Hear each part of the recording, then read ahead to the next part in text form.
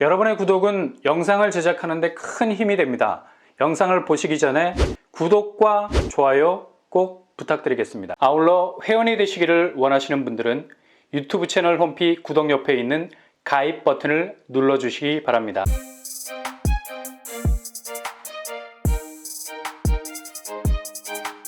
안녕하세요. 빰바람 복덕바입니다. 이젠 서울 분양도 이상기류가 감지될 정도로 1차 경쟁률에서 완판을 예감하는 수치를 찍어도 최종 계약률에서 힘이 딸리는 모습을 그대로 보이고 있죠.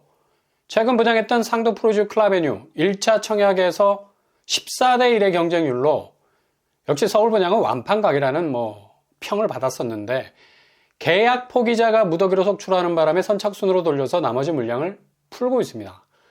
이건 다주택자들이 채갈 게 뻔하니까 선착순 물량은 소진이 될 거고요. 그러니 지금 청약시장은 무주택자를 위한 내 집 마련 시스템이 아니라 다주택자들이 신축을 주워갈 수 있는 매집 실거래 현장으로 바뀌어가고 있습니다. 그래서 그렇게 거래한 집값을 테이블 위에 올려놓고 서로 집값을 배팅하려는 투전판 성격으로 흘러가고 있죠. 이렇게 청약시장의 순수성이 많이 훼손돼 가고 있습니다. 그리고 동시에 분양했던 개봉 호반 서민 역시도 경쟁률이 25대 1을 찍었지만 최종 계약에서 무주택자들이 대거 이탈, 여기도 무순위로 돌아가게 됐고요. 무순위 결과까지 나오게 됐는데 그냥 빈틈이 없을 정도로 빽빽해 보이죠. 주워갈 사람 다 주워간다는 얘기입니다. 좀 전에 말씀드린 대로 다주택자들 위주로 돌아가는 판사이고요. 그러니 절대 청약 잘못 물리게 되면 고금리 핵감옥에 갇혀서 평생을 빠삐용처럼 살아야 할 수도 있습니다.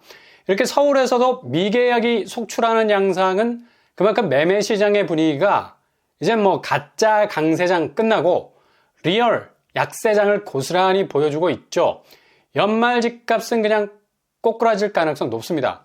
고금리 상황이 부동산 유동성을 꽉 막고 있고, 동시에 대출은 천문학적인 가계부채 증가로 이걸 막지 않고는 메가톤급 부실이 쌓이기 시작할 거니 당연히 지금에 와서 이걸 막아내는데 급급하고 있는 분위기죠. 그러니 부동산 시장, 특히 분양 시장은 매매 시장이 시들해지면 반대급부로 화랑이 되는 기간이 길어지는데, 이게 가격 자체가 체감적으로 서울 같은 경우는 한 달에 1억이 오르는 상황이라 분양의 실익은 전혀 사라져버리고 있습니다. 그러니 요즘 들어서 서울 분양도 계약률에서 펑크가 나는 거고요. 그래서 분양 시장은 주변 시세보다 3, 4억 더 비싼 분양가를 때려서 치고 빠지려는 움직임도 보이고 있죠.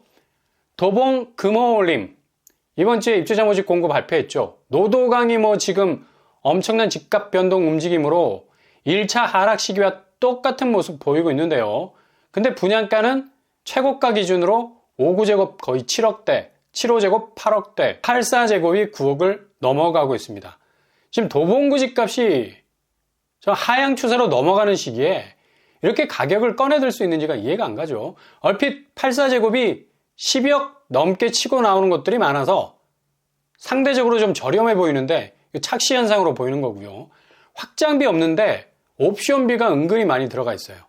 주변 시세 보시면 도봉 레미안 고점 8억 4천 대비 7억 5천 수준이죠.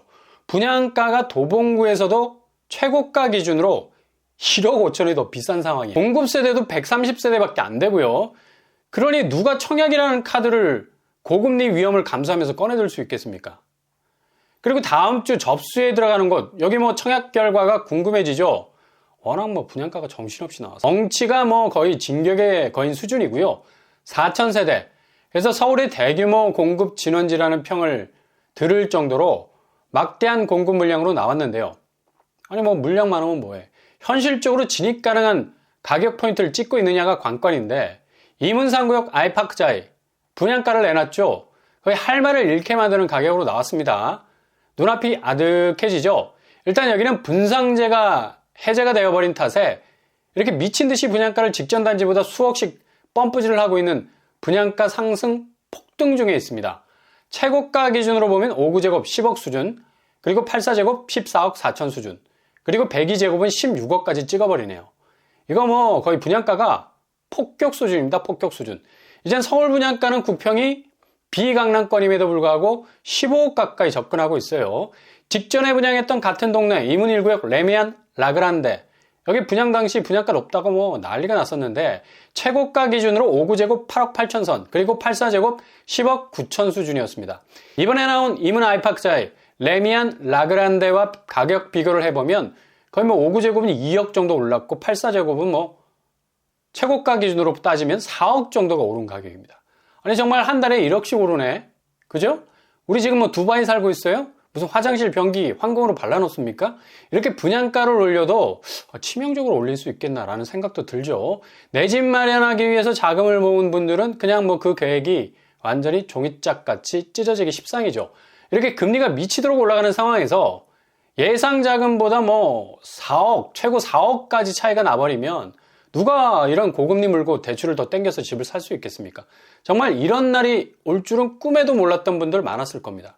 이게 상대적인 분양가 비교 수치가 정확하게 우열을 나눌 수 있는 건 이문 휘경 뉴타운에서 나온 첫 번째 타자가 휘경자이 아니었습니까? 84제곱 9억대 분양가였어요. 그리고 두 번째 나온 곳이 레미안 라그란데 84제곱 10억대 분양가. 자고 일어나면 뭐 2억씩 분양가가 올라가네. 무슨 뭐 금두꺼비를 먹었나. 분양가 자체가 미친 듯이 올라가는 걸 볼 수 있어요. 그리고 이문 아이파크자의 분양 시기를 뒤로 늦추더니만 결국 84제곱 14억에 분양가를 턱 하고 내놨습니다. 1, 2억씩 오르더니만 결국 최고가 기준으로 4억이 오르는 엄청난 상승세를 치고 나오고 있습니다. 아주 무시무시한 행보를 보이고 있죠.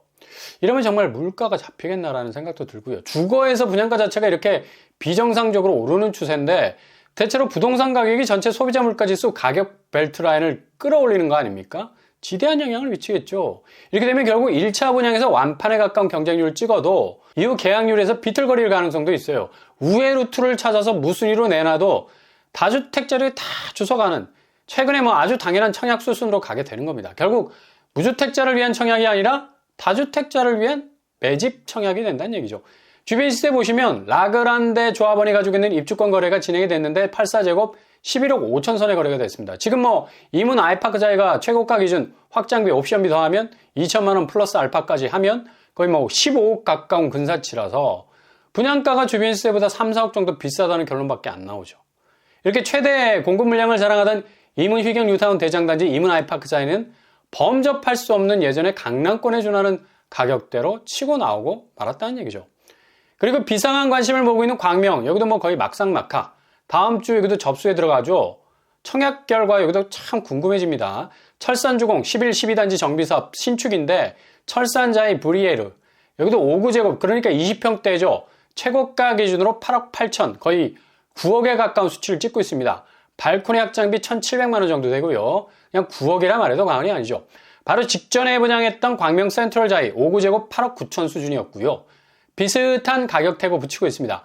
주변 시세를 보시면 철산 롯데캐슬이 9억 4천 시세를 보이고 있는데 거의 분양가와 같은 수준이죠. 실익이 거의 없다고 볼 수 있겠습니다. 그리고 광명도 위험한 게 연말 집값 추이가 또 한번 요동칠 가능성이 아주 많은 곳입니다. 그래서 높은 분양가로 진입을 하게 된다면 이후 그 분양가를 쳐낼 수 있는 집값 상승 요인은커녕 오히려 마이너스도 우려가 되는 부분이 있을 수 있는 전망도 내놓을 수 있죠. 근데 분양가는 정말 뭐 공격적으로 나오고 있네요. 이렇게 지금 청약 시장이 이상하게 돌아가고 있어요.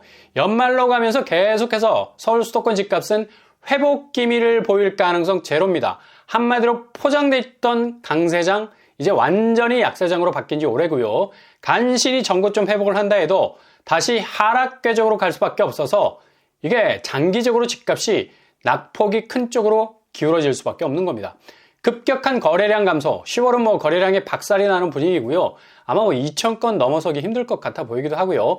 이렇게 기본적으로 집을 사고 파는 거래량이라는 혈행의 흐름이 제대로 되지 않는 상태에서 어떻게 부동산 시세가 정상적으로 오를 수 있겠어요? 거의 보기 드문 폭락으로 이어질 수 있는 가능성 그 어느 때보다도 높다고 볼 수 있겠죠. 그러니 정말 요즘 아파트 가격 미쳤다는 말밖에 안 나오고요. 이런 거품들이 결국엔 혹독하게 부동산 지형도를 뒤흔드는 영향으로 한꺼번에 꺼질 수 있는 대전환점이 터져나올 수 있는 가능성 그 어느 때보다도 높다고 말할 수 있겠습니다.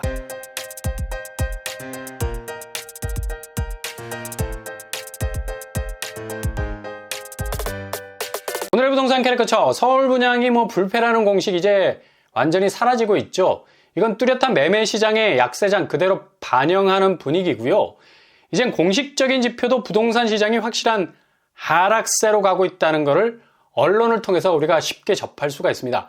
동시에 분양시장도 더 이상 주변 시세보다 몇 억씩 비싼 분양을 수용하기란 매수자 입장에서 지금 매수 심리 자체가 극도로 얼어붙은 관계로 다주택자들만 주우러 다니는 무순위 창고가 활짝 열릴 수 있는 정말 이상한 청약 분위기로 흐를 가능성 아주 많아요. 이런 이유로 연말은 그냥 부동산 격변기로 진입할 가능성이 굉장히 높아 보이는 시기인 것만은 분명합니다.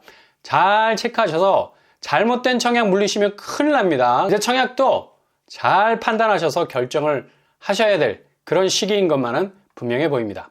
오늘도 응원합니다. 여러분의 길이 꽃길만 되실 수 있길 바랍니다. 이상으로 뻔뻔한 법도빵을 마치겠습니다. 구독과 좋아요 부탁드립니다. 감사합니다.